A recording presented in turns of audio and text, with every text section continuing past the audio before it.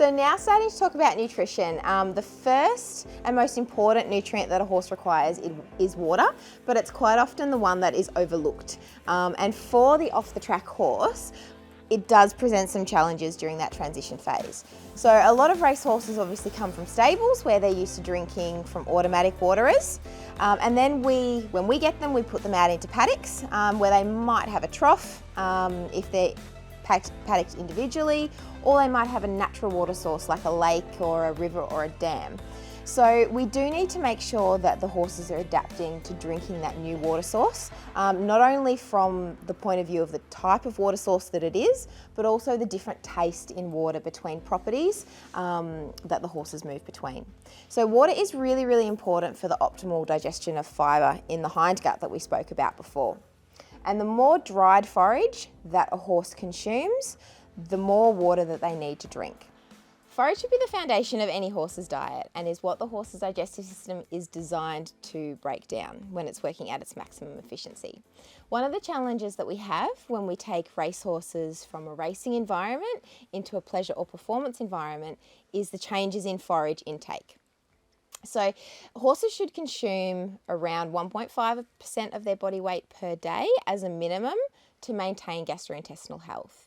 And one of the really important things with forage is that they always have access to it because as they chew, they produce saliva, and that is the body's natural defense against gastric ulceration.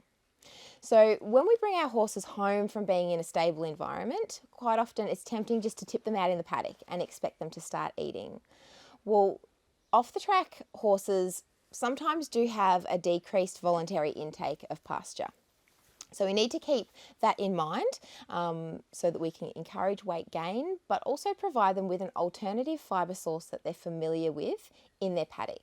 So you may put some loosened hay or something similar in the paddock for them to have access to as well until they get used to consuming some of that pasture. Sometimes we don't have the luxury of lush green paddocks, so we need to look to alternative fibre sources to replace that in the horse's diet. So there's lots of different options that we have access to. Don't expect miracles overnight though. The digestive system takes time to adjust, and that microbial population that is not used to digesting a lot of fibre takes some time to get the maximum efficiency out of the new fibre source that it has access to. So in Australia, a lot of racehorses do get lucerne as their primary hay source when they're in a racing stable.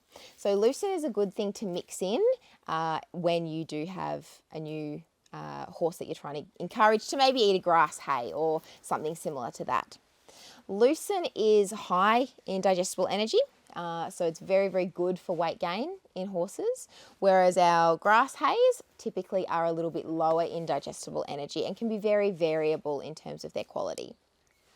We've also got oat and hay that in some parts of Australia is very prevalent, and this may or may not be appropriate. So if you've got a horse with gastric ulcers, for instance, oat and hay is something to be more so avoided than either lucerne or your grass hays. Racehorses are often used to eating a sweet feed or a textured feed or a grainy feed similar to this.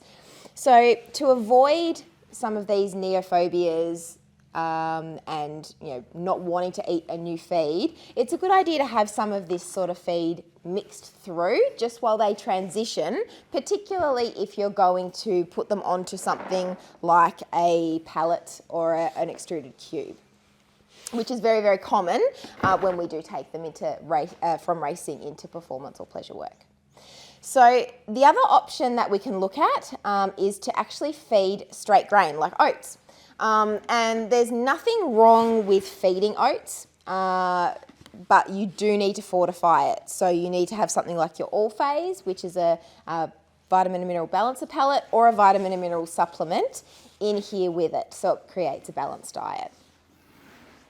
The other way that you can go is either your sweet feed, which is a fully fortified feed usually, if it's come from a reputable manufacturer, or an extruded feed or a pellet.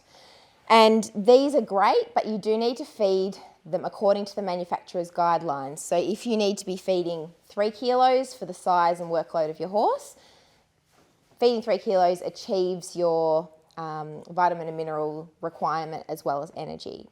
Whereas if you've got a relatively good doer and they don't need all of that energy, and you feed, say, 1.5 kilos of a feed that's designed to be fed at 3 kilos, you're only delivering them half of their vitamins and minerals. So that's, once again, where you might select a balancer pellet like All Phase, or a vitamin and mineral pellet or powder like Gold Pellet.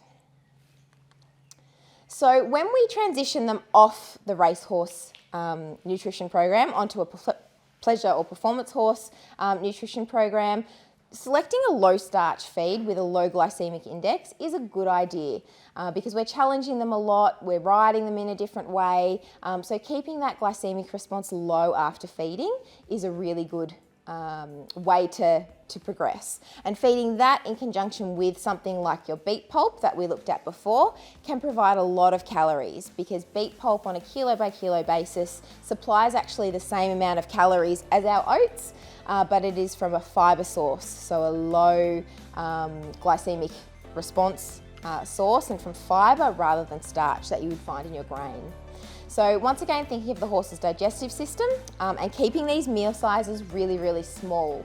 So as the horse's stomach is about that size of a balloon or a football, so feeding large amounts does not help them to gain weight. It actually can hinder that process because we push everything through the digestive system faster, and it actually reduces nutrient utilisation. One of the common things that we get when people send in diet requests for us is that they feed 2 kilos of chaff. Well, 2 kilos of chaff would be about 10 dippers worth and would fill this green bucket here. So if we were to fill this bucket, you can see it's 3 times the size of the horse's stomach. So that's not advantageous to be feeding such a large feed to our horses.